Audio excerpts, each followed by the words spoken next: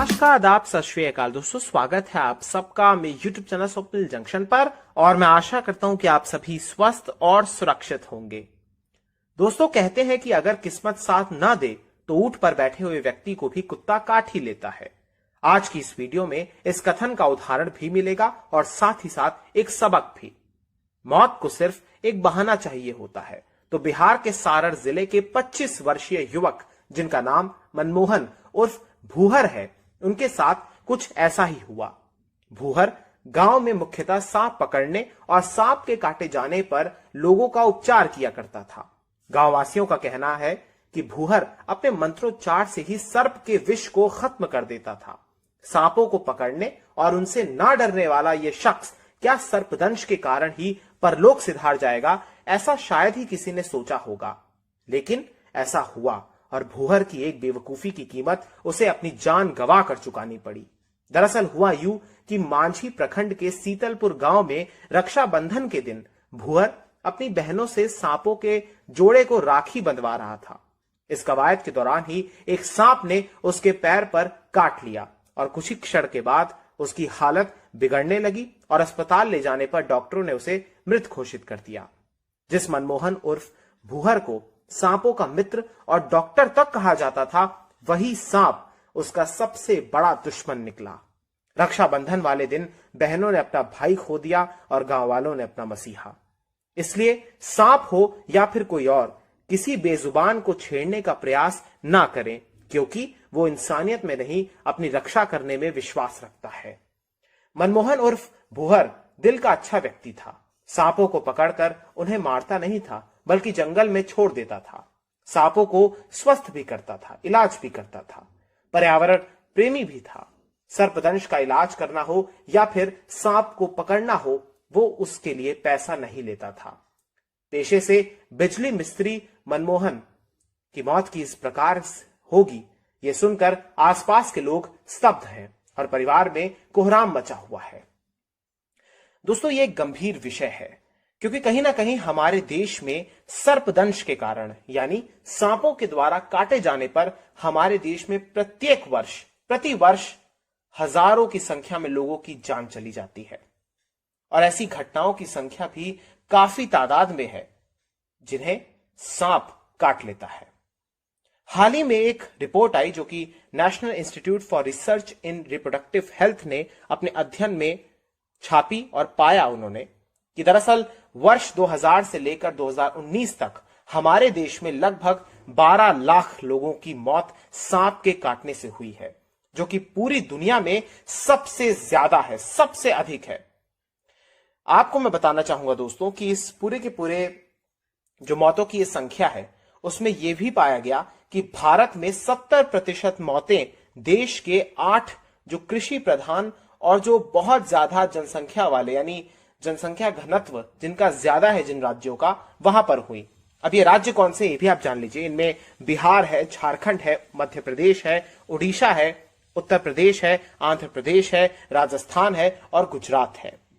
अगर मैं बात करूं अंतर्राष्ट्रीय स्तर पर यानी दुनिया के स्तर पर अगर मैं बात करूं तो विश्व स्वास्थ्य संगठन के अनुसार पूरे विश्व में हर वर्ष तकरीबन 54 लाख सर्पदंश की घटनाएं होती हैं।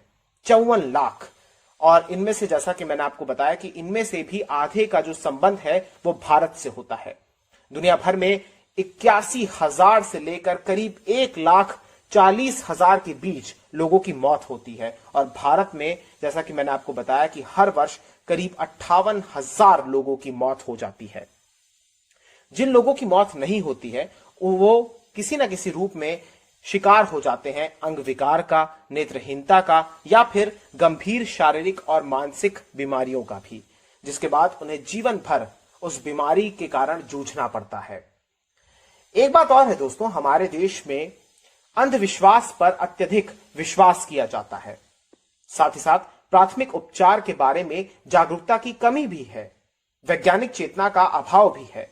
सबसे ज्यादा प्रभावित किसान, श्रमिक, आदिवासी, सपेरे, प्रवासी, गडरिये इत्यादि इनका सबसे ज्यादा शिकार बनते हैं। ऐसे में यह बहुत जरूरी है कि सही जानकारी पहुंचे, और जो इसका इलाज होता है वो होता है एंटी वेनम इंजेक्शन के द्वारा ही। यानी सांप के काटने के बाद करीब 1 से 2 घंटे बहुत ही ज्यादा जरूरी और बहुत ही ज्यादा संवेदनशील होते हैं।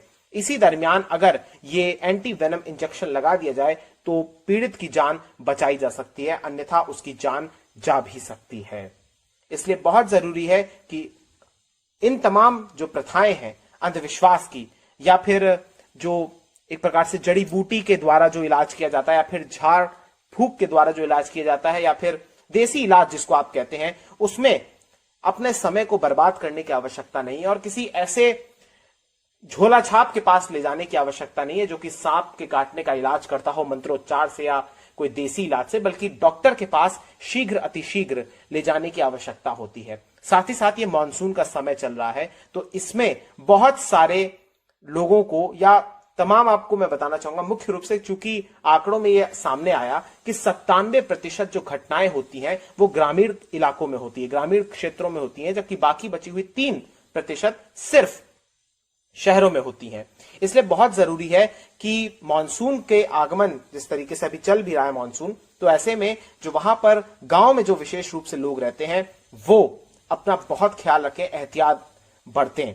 साथ ही साथ ये भी देखें कि आसपास, घर के आसपास झाड़ियां ज्यादा ना उग जाएं, बड़ी ना हो जाएं।